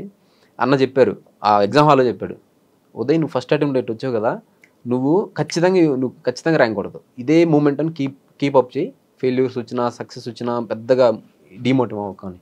ఇట్లా ఎవరి వల్ల అయితే ఈ భద్రతా భావం ఇలా అందరితో పోటీ కలవాలని అని వచ్చిందో వాళ్ళ వల్లే నాకు మళ్ళీ భద్రతా భావం వచ్చింది. ఇప్పుడు వీళ్ళే నాకు భార్గవే సీసాట్ గురించి కొంత చెప్పడం, విషయాలు అన్న మీరు చాలా బాగా పాయింట్స్ని జనరేట్ చేస్తున్నారని చెప్పడం, వెస్లీ కానీ జగత్ సాయి ఇట్లా వాళ్ళ వల్లే పోయింది. అవునా? అశోక్ నగర్లో మీరు ఉన్నారు, ఈ ఇన్స్టిట్యూషన్ మీకు ఎలాగ మీకు సపోర్ట్ చేసింది ఇప్పుడున్న? శరత్ చంద్ర. అవును సార్, యాక్చువల్గా శరత్ సారు నాకు దొరకడం అనేది గుడ్ మెంటర్ దొరకడం అనేది, నేను అదృష్టం అంటారు కదా సార్, అదృష్టం అంటే ఏదో బంగారం దొరకటమో లాటరీ కొట్టడం కాదు, మంచి వ్యక్తుల్ని మన జీవితంలో పరిచయం అవటం కూడా అదొక అదృష్టంగానే నేను నమ్ముతా సార్. ఎందుకనంటే ఇప్పుడు శరత్ సార్ ఉన్నారు, శరత్ సార్ ఏం చేశారంటే నన్ను అర్థం చేసుకున్నారు, నా కెపాసిటీస్ ఏంది, నా వీక్నెస్ ఏంది, నా స్వాట్ అనాలిసిస్ చేసి నాకు ఏమేం చేయాలి, ప్రిలిమ్స్కి ఏం చేయాలి, మెయిన్స్కి ఏం చేయాలి, ఇంటర్వ్యూకి ఏం చేయాలి, ప్రిలిమ్స్కి నోట్స్ ఎలా ప్రిపేర్ చేసుకోవాలి, తర్వాత మెయిన్స్ అప్పుడు నేను లాస్ట్ టైం 2019 అటెంప్ట్ అప్పుడు ఒక 110 మార్క్స్కి వదిలేసి వచ్చా. సో ఈ 110 మార్క్స్ వదిలేకుండా వచ్చుంటే నేను సర్వీస్లో ఉండేవాడిని సర్వీస్లో. సో దీన్ని ఏం చేయాలి, దీని అడ్రస్ అంటే ఈ విధంగా చేయాలి, ఇట్లా నాకు పర్సనలైజ్ చేసేసి శరత్ సారు ప్లస్ నన్ను ఊరికే ఎవ్రీడే రాయమంటారు, ప్రతిరోజు రాసి ఒకే ఒక ఆన్సర్ ఒక A4 షీట్లో రాసి పంపిస్తే ఆయనకి ఎంత టైం ఉన్నా నాకు టైం కేటాయించి చేశారు. ఇంకా ఒక పాయింట్ ఆఫ్ టైంలో నేను ప్రిపరేషన్ అంటే కొంత సార్ నేను డూమేటో వెళ్ళిపోతున్నాను, నాకు వేరే ఎగ్జామ్స్ కూడా చూస్తాను, ఇది అల్లా అయ్యేటట్టు కాదన్నట్టుంటే, సరే నీకు ఒక క్వశ్చన్ పేపర్ ఇస్తాను, ఆ క్వశ్చన్ పేపర్లో క్వశ్చన్స్ రాసేసి నాకు ఇచ్చేసి వెళ్ళిపో అన్నాడు. రాసి ఇచ్చాను. ఇచ్చిన తర్వాత మళ్ళీ ఆయన ఇంకో క్వశ్చన్ పేపర్ ఇచ్చాడు, ఆల్రెడీ రాసిన పేపర్, ఈ రెండు చూడు దేంట్లో ఎక్కువ పాయింట్స్ ఉన్నాయి, దేంట్లో ఎక్కువ రాసి ఉన్నాయి చూస్తే ఆల్రెడీ అది ఒక సర్వింగ్ చేస్తున్న సెలెక్ట్ అయిన ఐపీఎస్ ఆఫీసర్ పేపర్ అనమాట. చూడు కొన్ని క్వశ్చన్స్ నువ్వు ఆయన కంటే నువ్వు బాగా రాస్తున్నావు, ఓన్లీ సీసాట్ దాన్ని ఒక్కదాన్ని 4 మిస్ ఖచ్చితంగా ర్యాంక్ వస్తుంది చెప్పారు. ఆయన మాట సర్వ్ చేశారు, నాకు ప్రతి చోట ప్రిలిమ్స్ మెయిన్స్ ఇంటర్వ్యూ అన్ని స్టేజ్లో హెల్ప్ చేశారు. మీరు పోలీస్ కానిస్టేబుల్ చేస్తున్న సమయంలో కానీ తర్వాత కానీ మీరు దగ్గర పోలీస్ డిపార్ట్మెంట్ రిలేషన్ ఉన్నారు కదా, ఎప్పుడైనా క్రైమ్ డైరీస్ ఇంటర్వ్యూస్ మీలో ఒక చర్చకు వచ్చింది ఎప్పుడైనా? చాలాసార్లు వస్తుంది సార్. ఎందుకనంటే సమాజం ఉంటుంది, సమాజం అంతా కంప్లైంట్స్ అంటే ఒక చట్టము లేకపోతే సమాజం ఒక పూలప్ అయ్యి పాపులర్ సావరెంటీ పార్లమెంట్ ద్వారా ఎక్స్ప్రెస్ అయ్యి దాని ద్వారా చట్టాలు వస్తాయి. అవును. సో ఈ చట్టాలు అనేటువంటి వాడిని అందరూ ఫాలో అయితే ఓకే, వెల్ అండ్ గుడ్, కానీ డీవియంట్ బిహేవియర్ ఉంటుంది. ఎక్కువ మంది ఈ డీవియంట్ బిహేవియర్ గురించి మాట్లాడటానికి ఇష్టపడరు. ఇటు ఎందుకురా వాడు పెరద్ర పుట్టరా వాడిని వదిలేసేయని అంటారు. సో అంటే వాడిని పట్టించుకోవడానికి ఇష్టపడరు. సో అట్లా సమాజంలో ఉన్నటువంటి డీవియంట్ బిహేవియర్ దాన్ని క్రైమ్ రూపంలో ఎక్స్ప్రెస్ అవుతూ ఉంటుంది. సో ఈ క్రైమ్ని చర్చించటం, దాని సున్నితమైనటువంటి అంశంగా మీరు దాన్ని తీసుకొచ్చి ప్రజలకి దాన్ని విభిన్న దృక్పథంలోంచి, మీ దృక్పథం ఒకటి, ప్రజలది ఒక దృక్పథం ఉంటుంది, ఆఫీసర్స్ది ఒక దృక్పథం ఉంటుంది, ఈ మూడింటిని జోడించి ఒక చోట ప్రజెంట్ చేయటం అనేటువంటిది that is a beautiful job sir అది యాక్చువల్గా. దానివల్ల ఏమవుతుందంటే నేరాలు యొక్క సరళి అంటే ట్రెండ్ ఎలా ఉంది, ఆఫీసర్స్ ఆ నేరం పట్ల ఎటువంటి దృక్పథాన్ని కలిగి ఉన్నారు, అదేవిధంగా చట్టంలో ఉన్నటువంటి లోపాలు కావచ్చు ఒకటి. రెండోది నేరం చేసిన వ్యక్తి యొక్క స్వతహాగా చేసేటువంటి మోటివ్ ఏదైతే ఉంటుందో దానికంటే కూడా ఎక్స్టర్నల్ ఫ్యాక్టర్స్కి ఎక్కువ ఇన్ఫ్లుయెన్స్ అవుతాయి. సో ఇవి ఎట్లా ఇన్ఫ్లుయెన్స్ చేస్తాయి వ్యక్తిత్వాన్ని. సో దానివల్ల ఆ వ్యక్తి యొక్క జీవితం, ఆ వ్యక్తి యొక్క కుటుంబం, ఆ వ్యక్తి యొక్క గౌరవం అనేటువంటి ఎట్లా ఇంపాక్ట్, ఇన్ని అంశాలు మీ క్రైమ్ డైరీ ఇంటర్వ్యూస్ ద్వారా తెలుసుకోవచ్చు sir. Okay, so that is a very beautiful thing. That is why మీకు ఇంటర్వ్యూ స్టార్టింగ్ ముందే మీరు రికార్డ్ చేయడానికి ముందు కూడా I'm feeling very happy to meet you sir అని చెప్పింది. సార్ ఒకసారి మనం వెనక్కి వెళ్దాం. ఇప్పుడు మీకు 780 ర్యాంక్ వచ్చింది, మరొకసారి ఇంకొకసారి అటెంప్ట్ చేయాలి ఎందుకు అనుకుంటున్నారండి? దానికి ఉన్నాయి సార్ రీజను. మీరు నాకు కూడా అడిగారు పోలీసు మీరు ఐపీఎస్ అయితే ఇంకా బాగుంటుంది అని. అంటే ఇంకో చెప్పండి, మీరు ఇప్పుడు ఒకవేళ ఇంటర్వ్యూలో సెలెక్ట్ అయిన తర్వాత ఆప్షన్లో మీకు ఐఏఎస్ ఐపీఎస్ వచ్చింది అనుకోండి, దేని మీరు ప్రయారిటీ ఇస్తారు? సార్ నేను ఐఏఎస్కే ప్రిఫరెన్స్ ఇస్తాను సార్. Okay, why? బికాజ్ నాకు ఈ సమాజంలో ఇప్పుడు నాలాగా ఉన్న పిల్లలు ఉన్నారు, వాళ్ళకి ఇప్పుడు నాకన్నా సపోర్ట్ సిస్టమ్ ఉంది, ప్లస్ అది నా ఎబిలిటీస్ ప్లస్ నాకున్న బ్యాక్గ్రౌండ్ కావచ్చు, నా సోషల్ కన్స్ట్రక్ట్ కావచ్చు. సో వీటన్నిటి ద్వారా నాకు సపోర్ట్ సిస్టమ్ అనేది మొబిలైజేషన్ అయ్యింది. కానీ అది లేని వాళ్ళ పరిస్థితి అండి. సో అటువంటి వాళ్ళకి కూడా నా వంతు కృషి చేయాలి, వాళ్ళకి హెల్ప్ చేయాలి, రిసోర్సెస్ని. కానీ నా వ్యక్తిగత హోదాలో నేను అన్ని వేల కోట్లు లేకపోతే ఇన్ని మానిటరీ రిసోర్సెస్ నేను పర్సనల్గా నా దగ్గర లేవు. సో నేనేం చేయాలను, ఒక డెసిషన్ మేకింగ్ పొజిషన్లో ఉన్నాను అనుకో, గవర్నమెంట్ రిసోర్సెస్ని నీడీ పీపుల్కి అందించగలుగుతాను. ఒకటి. రెండోది ఏంటంటే నేను బలంగా చాలా దృఢంగా ఐఏఎస్ అవ్వాలి ఎందుకు అనుకుంటున్నానంటే, మనకి 108 సర్వీస్ ఉంది సార్. మనకి ఎక్కడన్నా యాక్సిడెంట్ అయితే వచ్చి అయ్యో కుర్రోమర్రో అనుకుని కాల్ చేస్తే వచ్చి తీసుకెళ్ళి హాస్పిటల్లో చేసి అంత ఆపరేషన్ చేస్తారు. ఏదైనా ఇబ్బంది అయితే ఫ్యామిలీ వాళ్ళు ఇల్లు అయితే హాస్పిటల్లోనే ఇన్పేషెంట్ వాడు. కానీ జంతువులకు అలా లేదు కదా సార్. జంతువులు మీరు హైవే మీద మీరు ట్రావెల్ చేసి ఉంటారు, కొన్నిసార్లు జంతువులు కొట్టి ఉంటాయి. మీరు ఏదైనా హెల్ప్ చేద్దామని దిగినా కూడా దానికి ఏదైనా వాటర్ పోయటమో లేదంటే కొద్దిగా పక్కనే నెట్టేయటం అదే చేస్తారు. కానీ మీరు దాన్ని తీసుకుని వెళ్ళలేరు. మీరు చేయాలని హెల్ప్ చేయాలని ఇంటెన్షన్ ఉన్నా కూడా చేయలేరు. సో మేము మూగజీవులు ఎంత బాధపడతాయి సార్, ఎంత బాధపడతాయి. సో వాటి యొక్క వేదనని మనం అర్థం చేసుకోలేము. సో అవి చెప్పలేవు కూడా. సో వాటికి కూడా నేను 109 సర్వీస్ అనేటువంటిది తీసుకురావాలి. దానికోసంగా నేను ఒక ఐఏఎస్ ఆఫీసర్గా ఉంటే పాలసీ మేకింగ్లో కావచ్చు, సజెషన్స్. ఇప్పుడు మీరు అన్నారు ఒరిస్సా సీఎం గారికి ఒక సజెషన్ ఇచ్చారు, కేఎన్ కుమార్ గారు అస్సాం మేఘాలయలో డెసిషన్ మేకింగ్ పొజిషన్లో ఉన్నారు. అటువంటి పొజిషన్లో ఉన్నప్పుడు నేను ఖచ్చితంగా సీఎంస్కి కానీ ప్రజాప్రతినిధికి కానీ చెప్పి, ప్రతి జీవిలో దేవుడు ఉన్నాడు, ప్రతి జీవి ప్రాణం మనిషి ప్రాణం అంత ముఖ్యమైనది కాబట్టి 109 సర్వీస్ మనం తీసుకొస్తే వాటి ప్రాణకోటికి కూడా మనం హెల్ప్ చేసినట్టు ఆ పుణ్యం ఉంటుందని చెప్పి అటువంటి వాటిని ఇంట్రడ్యూస్ చేయాలి. అట్లా ఐకానిక్ ప్రాజెక్ట్స్ నా మైండ్లో కొన్ని ఉన్నాయి సార్. ఆ ప్రాజెక్ట్స్ కొన్ని ఉన్నాయి మైండ్లో. అంటే మీ ప్రాజెక్ట్స్ ఉన్నాయి, మీరంతా కూడా పేద ప్రజల కోసం, మూగజీవుల కోసం మంచి ఆలోచన ఉన్నారు. కానీ మీరు చేసిన పాలసీని ఇంప్లిమెంట్ అవ్వాలంటే అక్కడ పొలిటీషియన్ సపోర్ట్ ఉండాలి. ఎస్, పార్లమెంట్ అవ్వచ్చు, అసెంబ్లీ అవ్వచ్చు. అక్కడికి వచ్చేసరికి మీ పాలసీకి ఎగ్నిస్ట్గా ఎక్కువ మంది ఉంటారు. వాళ్ళకి మైలేజ్, పొలిటికల్ మైలేజ్ వచ్చిన పాలసీకే ప్రయారిటీ ఇస్తారు తప్ప మీరు మూగజీవులకి చేస్తామన్నా లేదా ఇంకోటి చేస్తామన్నా మైలేజ్ రాని ప్లాన్స్కి వాళ్ళు సపోర్ట్ చేయరు జనరల్గా. Correct, right. అటువంటిప్పుడు మీ డెసిషన్ వల్ల మారుతుంది. చట్ నేను అనుకుని సాధించలేదు అని మరొకసారి రిజైన్ చేస్తారా? ఏమో సార్, అటువంటి రిజైన్ చేసి ఇప్పుడు అన్నమలై గారు ఉన్నారు తమిళనాడులో, ఆయన కెరీర్ని స్టార్ట్ చేసుకున్నప్పుడు ఒక ఐపీఎస్ ఆఫీసర్గా చేయాలనుకున్నారు. సో అటువంటి డెసిషన్ మేకింగ్ ఈ దేశానికి బలం ఏంటంటే యువత డెమోగ్రఫిక్ డివిడెండ్ స్టేజ్లో ఉంది. ఒకప్పుడు సారా ప్యాకెట్లు, పులిహోర ప్యాకెట్లు ఇస్తే వేసే ఓట్లు. ఈరోజు యువత సోషల్ మీడియా చేతిలో పట్టుకున్నారు. They are well aware of it. కొంతమంది ఉన్నారు పొలిటికల్ అలైన్మెంట్స్ ఉన్న వాళ్ళు ఏంటంటే మంచిని కోరుకుంటున్నారు సార్.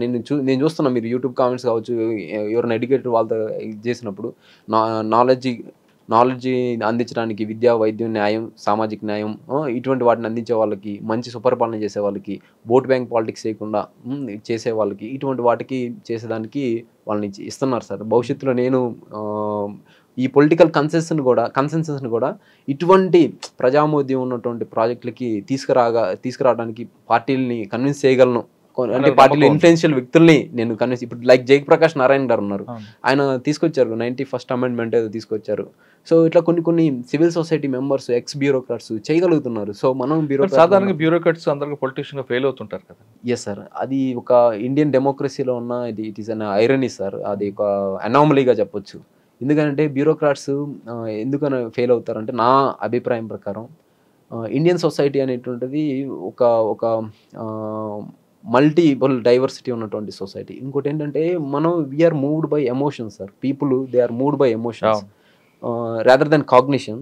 ఆలోచన కంటే కూడా ఎమోషన్, హృదయానికి ఎక్కువ ప్రాధాన్యత ఇస్తారు. సో పొలిటీషియన్స్ ఏం చేస్తారంటే ప్రజల హృదయాల్ని పాలిటిక్స్ అన్నది ఎమోషనల్, ఇమేజ్, ప్లానింగ్ ఉంటాయి. దాన్ని డ్రివెన్ చేస్తారు. కానీ మనకి ఇప్పుడు జయప్రకాష్ నారాయణ అంటారు, ఆయన లేకపోతే జేడి లక్ష్మీనారాయణ గారు ఉన్నారు, వీళ్ళు ఏం చేస్తారంటే సమాజము, తర్వాత అకౌంటబిలిటీ, పారదర్శకత, జవాబుదారీతనము, నిధులు దుర్వినియోగం అవ్వకూడదు, ప్రజా ప్రయోజనాలకి ఉండాలి, తర్వాత క్యాపిటల్ ఇన్వెస్ట్మెంట్ ఉండాలి, తర్వాత వెల్ఫేర్ మెకానిజమ్స్ మిస్యూజ్ అవ్వకూడదు, ఇంక్లూజన్ ఎక్స్క్లూజన్ ఎర్రర్స్ ఉండకూడదు, ఇవన్నీ చెప్తే ఎవరికి అర్థం కాదు. అదే నువ్వు రాగానే తర్వాత నువ్వు వాళ్ళని ఎమోషన్స్ని రెచ్చగొట్టే విధంగా, లేకుంటే somehow పీపుల్ని మానసికంగా గెలుచుకునే సంవత్సరాల తర్వాత అది చూపిస్తా అంటే చేసే విధంగా చేయొచ్చు. కానీ ఐ బిలీవ్ ఈస్ ఫ్యూచర్లో the society is getting transformed in a rapid manner.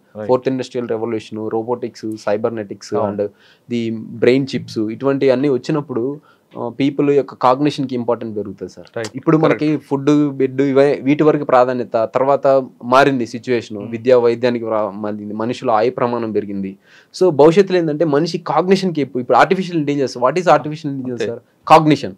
So ఆలోచన శక్తిని చేసుకోవడం, దాన్ని క్రియేటివిటీ, అదే సొంతగా సృష్టించి సృజనాత్మకతను చేయటం అనేటువంటిది. సో ఈ ఆలోచన శక్తికి ప్రాధాన్యత పెరుగుతుంది. సో భవిష్యత్తులో కూడా ఈ ఆలోచన శక్తికి ప్రాధాన్యత అనేటువంటిది పెరుగుతుంది. మీరు ఆలోచన మంచిదే, కానీ యూనిఫామ్ సర్వీస్కి ఎక్కువ ప్రయారిటీ ఉంటుంది కదా, జనంలో కూడా ఎక్కువగా లైక్ చేస్తారు కదా. ఒక ఐపీఎస్ ఆఫీసర్ వేరు, ఐఏఎస్ ఆఫీసర్ చూస్తే ఐఏఎస్ ఆఫీసర్కి ఎక్కువ పవర్ ఉంటుంది, ఫస్ట్ క్లాస్ మేజిస్ట్రేట్ అని తెలుసు. కానీ జనంకి వచ్చేసరికి యూనిఫామ్ సర్వీస్లో ఒక ఐఏపీఎస్ జరుగున్న క్రేజ్ అనేది వేరేగా ఉంటుంది. Yes sir, I agree with your point of view sir.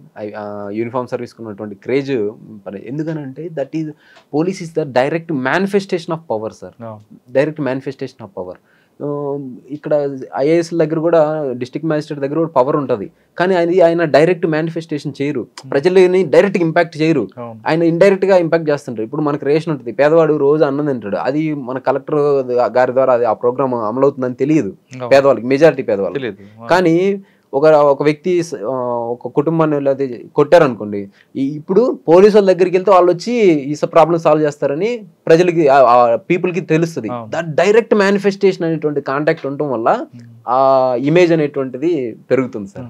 So I believe ఫ్యూచర్లో కూడా పీపుల్ కాగ్నిషన్, చెప్పాను కదా, కాగ్నిషన్ ఇంపార్టెన్స్ పెరిగినప్పుడు, ఇటువంటి ప్రజల ఆలోచన శక్తి పెరిగినప్పుడు, ఓకేనా, అది అన్నారంటే ఒక ఆమె అంటారు, పొలిటికల్ థింకర్, ఆమె అంటారు ప్రజల ఆలోచన శక్తి పెరగాలి, వాళ్ళు సివిక్ రిపబ్లికనిజంలోకి రావాలి, వాళ్ళు పాలిటిక్స్లో ఆలోచన చేయాలి, పాలిటిక్స్లో కూడా వివేచన చేయాలంటారు. సో అది పెరిగినప్పుడు ఖచ్చితంగా బ్యూరోక్రసీ. ఇప్పుడు మీరు 780లో ఐపీఎస్ తీసుకుంటారా? 780లో ఐపీఎస్ వస్తే ఖచ్చితంగా ఐపీఎస్ తీసుకుంటాం సార్. బట్ నేను మళ్ళీ బెటర్ అటెంప్ట్, నాకు ఇంకా అటెంప్ట్స్ ఉన్నాయి, నేను ఖచ్చితంగా మళ్ళీ. ఒకవేళ ఐపీఎస్ తీసుకున్నారనుకోండి, మీకు ఏపీ క్యాడర్ వచ్చింది అనుకుందాం, ఓకే, ఏపీ క్యాడర్లో మరి మీకు అవమానపరిచిన ఆఫీసర్ ఎదురయ్యారనుకోండి, అప్పుడు ఏం చేస్తారండి?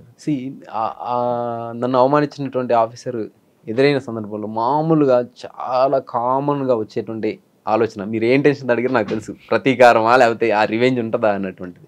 సో నా ఉద్దేశం ఏంటంటే సార్, రివెంజ్, నా ఉద్దేశం అది కాదు, ప్రతీకారం తీర్చుకుంటారని కాదు, ఆ వ్యక్తి మీకు ఒక విధంగా హెల్ప్ చేశాడని నేను అంట. అంటే మీరు ఆ రోజు అవమానపరిచారు, దానికి ఎవరు కాదనరు, కానీ అవమానపరచడం పీక్ స్టేజ్కి వచ్చింది కాబట్టి మీలో ఒక కసి బయలుదేరింది. ఆ కసి వల్ల మీరు ఆ రేంజ్లో ఖచ్చితంగా వెళ్ళాలని వచ్చారు. ఒకవేళ ఆ సంఘటన జరగలేదు అనుకుంటే మీరు రొటీన్గానే ఎఫర్ట్స్ పెడతా ఉండేది, అది వెళ్తుంటారు, కానిస్టేబుల్ నుంచి లేదు మహా అయితే ఎస్ఐ అవుతారు, లేదంటే గ్రూప్ 1 రాస్తారు. అయితే ఆ విధంగా భావిస్తారా? లేదు ఆయనకు ఒకసారి నేను చూడాలి అంటారా? నేనేమంటానంటే, హెల్ప్ చేయాలన్నప్పుడు మనం యాక్షను, దాని అనుకున్నటువంటి ఇంటెన్షన్ రెండింటిని చూడాలి. యాక్షన్, ఇంటెన్షన్ రెండు హెల్ప్ చేయాలనేటువంటి ఇంటెన్షన్తో ఉన్నాయనుకోండి, సో అప్పుడు అది హెల్ప్ అవుతుంది. అట్లా కాకుండా ఇంటెన్షన్ వేరే, యాక్షన్ యొక్క రిజల్ట్స్ వేరే. ఇప్పుడు ఆయన చేసిన యాక్షన్ వల్ల నేను సివిల్ సర్వీస్కి వచ్చాను, బట్ ఆయన ఇంటెన్షన్ ఏంటంటే ఆ రోజు నన్ను హర్ట్ చేయటము, నన్ను డెరోగేటరీగా చేయటం అనేటువంటి, నా ఆత్మస్థైర్యం దెబ్బ. సో ఇక్కడ ఈ సింక్రనైజేషన్ లేదు కాబట్టి it was an accident. Are you getting my point? It was an accident. The accident that has turned my thought process and my course of action in my career. Correct. So I accident. So ఇప్పుడు మీరు ఎప్పుడైనా మీకు ఒక చోట ఒక స్పాట్లో accident అయింది అనుకోండి, ఆ స్పాట్కి వెళ్ళినప్పుడు జాగ్రత్తగా ఉంటారా? మైండ్ఫుల్గా ఆలోచన చేస్తారా, ఓకే ఇది ఒక చేదు అనుభవం అనుకుంటారా లేదా? సో నేను కూడా అలాగే ఇది ఒక చేదు అనుభవం అనుకుంటాను. అదేవిధంగా ఆఫీసర్ మీద నాకు ఎటువంటి రివెంజ్ కానీ ఉండదు. ఎందుకంటే నేను చెప్పాను కదా, I believe in the philosophy of కర్మ. రివెంజ్ చేసుకుంటే మీ హోదాను తగ్గించినట్లు అవుతారు. ఇది చెప్తున్నాను కదా, గాంధీజీ గారు ఏమంటారు, బలహీనులే రివెంజ్ తీర్చుకోవాలంటారు, బలవంతులు క్షమించి వదిలేస్తారు అనేటువంటి వదిలేస్తే ఒకటి. రెండోది ఏంటంటే విజ్ఞత కూడా కాదు సార్, విజ్ఞత వదలను నేను, కర్మ సిద్ధాంతానికి వదిలేస్తాను. మనం చేసిన కర్మ సిద్ధాంతాన్ని మీరు గతంలో చేస్తుంటారు, మీకు ఎవరికి అవమానపరిచుంటారో అది మీకు ప్రతిఫలం అందిపోయింది అనుకుందాం. Okay right. ఒకవేళ మీరు ఐపీఎస్ ఆఫీసర్ అయ్యారు, కానిస్టేబుల్ నుండి మీరు చూశారు, కానిస్టేబుల్కి అరే తురే అని పిలవడం, పేర్లు పెట్టి పిలవకుండా నెంబర్ పెట్టి పిలవడం, అంటే కానిస్టేబుల్ అంటే వాళ్ళ దృష్టిలో ఒక చిన్న స్థాయి, ఒక ఆఫ్టర్ ఆల్ కానిస్టేబుల్ అని మీకు ఒక ఆయన అన్నారు అంటున్నారు కదా, అటువంటి వర్డ్స్ మాట్లాడతారా? లేదు ఆ కష్టం నష్టం ఆ గౌరవం వాళ్ళకున్న మానసిక శోభ, వాళ్ళకు ఒక ఆత్మగౌరవం ఉంటుందని గుర్తించి వాళ్ళు కూడా, అంటే ర్యాంక్ అనేది డిఫరెంట్, లెవెల్ అనేది ఒక వేరేగా ఉంటుంది, కానీ వాళ్ళు కూడా సమానంగా గుర్తిస్తారు మీరు? సార్ యాక్చువల్గా ఇప్పుడు పోలీసింగ్ విధానం అనేటువంటిది చేంజ్ అవుతూ ఉంది. మనం ఇంకా బ్రిటిషర్స్ ఆ లెగసీ ఆ మూలాలు కొన్ని అనేటువంటివి ఉన్నాయి.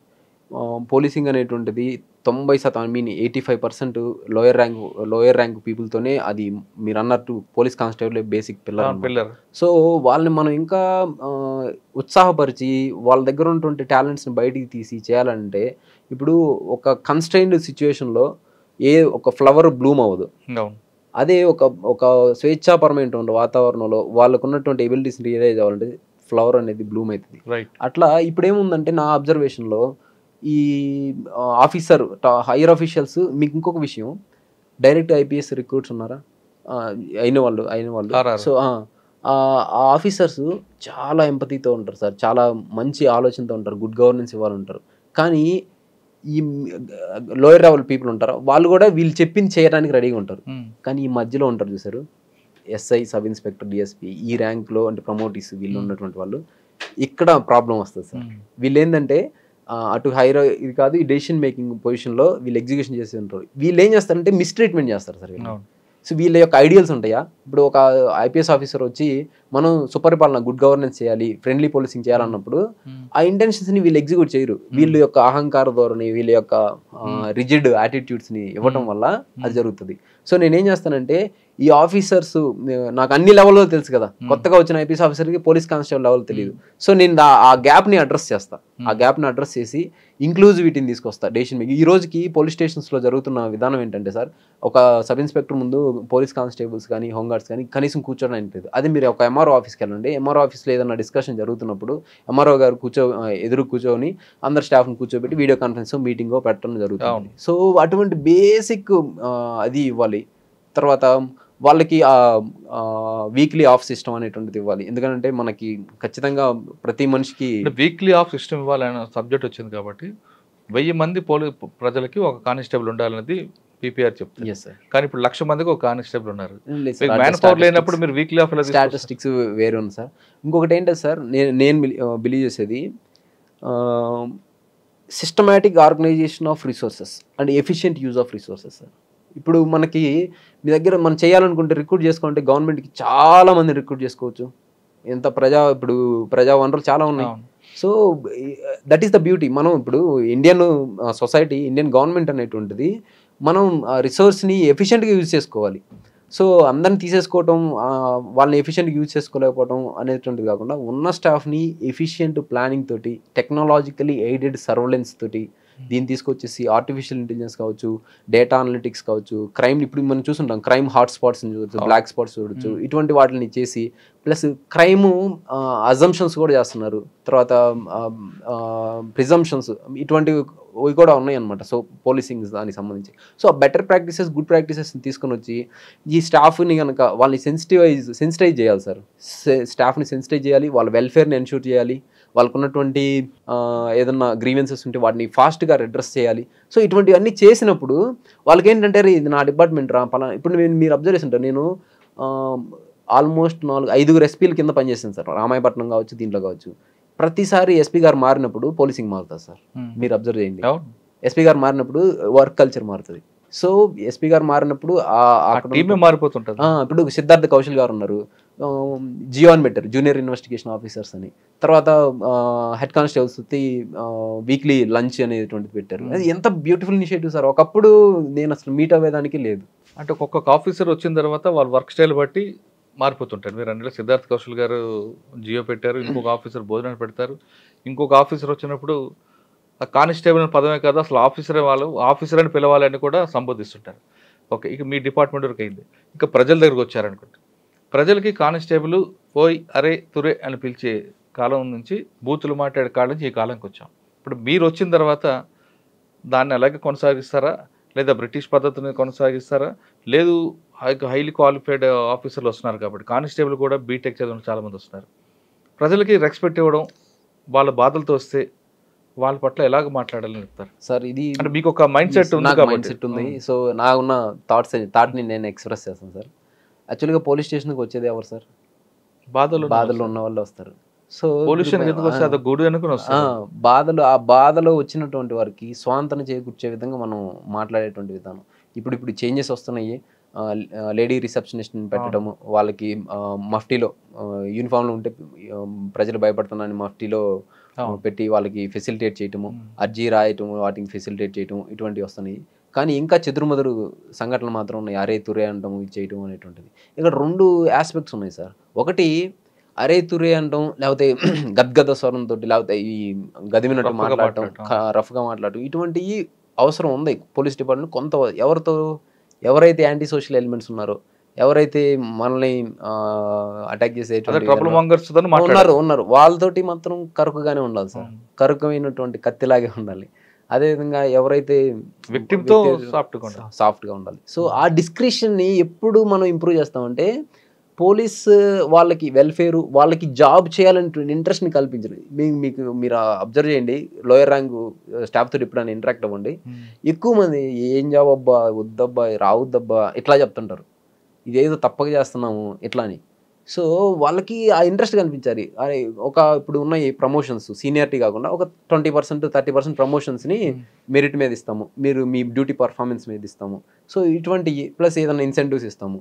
సో ఇట్లా కనుక వాళ్ళకి చెప్తే, వాళ్ళు చేస్తే, వాళ్ళకి ఆ ఇంట్రెస్ట్ కలిగిస్తే, ఓకే నాకు మంచి ఇన్సెంటివ్స్ వస్తే నేను మంచిగా రిసీవ్ చేసుకుంటే, కస్టమర్ అండ్ సర్వీస్ ఫీడ్బ్యాక్ అనేది మంచిగా ఉంటే నాకు ఇట్లా వస్తుంది. సో ఇటువంటి వాటన్నిటికీ చేసినట్లయితే ఆర్గనైజ్డ్గా efficient use of resources with technological aided policing అనమాట చేస్తే ఒక మంచి ప్రజలకి పోలీస్ అంటే మంచి అభిప్రాయం వస్తుంది, పోలీసులో లోయర్ ర్యాంక్ పీపుల్కి పోలీసింగ్ మీద ఇంట్రెస్ట్ వస్తుంది. సో దాని తర్వాత హైయర్ అఫీషియల్స్ వాళ్ళ యొక్క మంచి ఆదర్శవంతమైనటువంటి ఆలోచనల్ని అమలు చేయడం జరుగుతుంది. సో ఇవన్నీ ఒక సింక్రనైజేషన్ జరిగినప్పుడు ఖచ్చితంగా మనం మంచి పోలీసింగ్ని, అంటే మీ డిపార్ట్మెంట్ కాకుండా పబ్లిక్ ఎలాగా సర్వీస్ చేయాలని కూడా మైండ్లో ఒకటి ఫ్రేమ్ ఉంది సార్. ఓకే, ఫైనల్గా చెప్పండి. చాలామంది ఇప్పుడు మీలాంటి సంఘటనలు జరిగినప్పుడు ఈ డిపార్ట్మెంట్ నాకు వద్దు అని ఎస్కేప్ ఉంటారు. ఒకసారి 2 సార్లు రాలేదు, మనకి రాదు సివిల్స్ అనుకొని పారిపోయే వాళ్ళు కనిపిస్తుంటారు. అటువంటి యాటిట్యూడ్ ఉన్న వాళ్ళకి, లేదు సివిల్ సాధించాలి ఖచ్చితంగా కేంద్ర స్థాయి నుంచి వచ్చాం, కాన్వెంట్లో చదువుకోలేదు అనే వాళ్ళకి మీరు చెప్పే మెసేజ్ సార్? నేను చెప్పే మెసేజ్ ఏంటంటే, ఏదైనా ఒక లక్ష్యం కానీ ఒక పని కానీ చేసినప్పుడు మనసా వాచ కర్మ అంటారు కదా. సో అంతటి కమిట్మెంట్ మీరు మెయింటైన్ చేయాలి ఒకటి.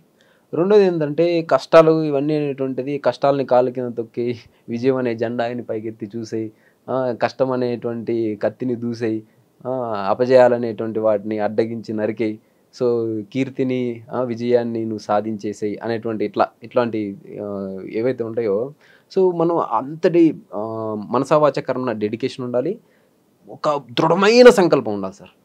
మీరు అన్నారు ఎందుకు ఆస్తికుడు హనుమంతుడిగా మారానంటే, మీరు సుందరాకాండ పారాయణం కనుక చదవటం కనుక చేస్తే దాని హనుమంతుడిని టెస్ట్ చేయడానికో లేకపోతే చేయడానికో రకరకాల ఫోర్సెస్ డీవియేషన్ చేస్తుంటాయి.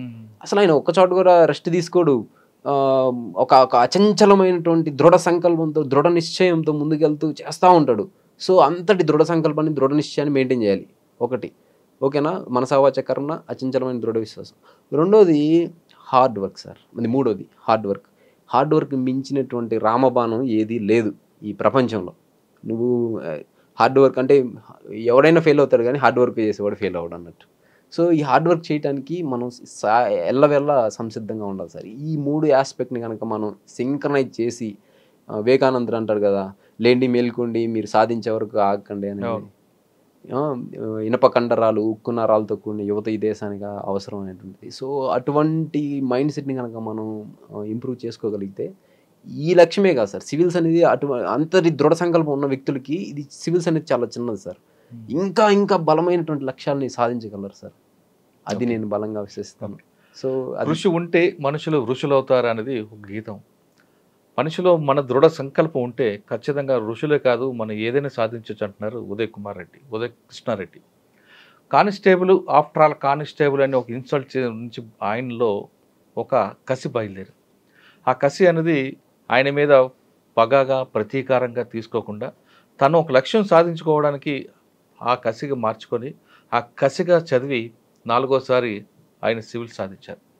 ఇప్పుడు ఆయన 780 ర్యాంక్ వచ్చి తర్వాత ఆయన అనుకున్న లక్ష్యానికి మరొకసారి కూడా రెడీ అవ్వడానికి ఉన్నారంటే మనలో ఉన్న కసి దృఢ సంకల్పం అనేది గట్టిగా ఉంటే ఎక్కడికైనా తీసుకెళ్తుంది అనే బెస్ట్ ఎగ్జాంపుల్ ఉదయ్ కృష్ణారెడ్డి గారు. ఆయన మరిన్ని చదవాలి, బాగా చదవాలి, ప్రజలకు సేవ చేయాలి. ఆయన మైండ్లో ఉన్న ఫ్రేమ్స్ ఏ విధంగా ఉన్నాయో తన సిబ్బందికే కాదు ప్రజలకు ఏ విధంగా సహాయం చేయాలి అన్న ఉద్దేశం అని ఉందో అది సక్సెస్ అవ్వాలని మనం కూడా కోరుకుందాం. ఈ వారం ఉదయ్ కృష్ణారెడ్డి గారిని చూసి ప్రతి ఒక్కరు కూడా ఇదే విధంగా ఉండదు తప్ప కేవలం సెల్ ఫోన్లే మన జీవితం, తల్లిదండ్రులను మర్చిపోయి ఆత్మహత్యలు చేసుకుందాం, ప్రేమే మన జీవితం అంటూ మాట్లాడుతున్న వాళ్ళకి ఈయన ఒక బెస్ట్ ఎగ్జాంపుల్, ఒక రోల్ మోడల్గా భావించాను. Thank you brother. Thank you. All the best. Really very good experience with you sir. Personally లేదు నువ్వు అనుకుంది సాధించావు. అందరూ అలాగుంటే అసలు మనం ఎక్కడో ఉంటాం. Thank you sir.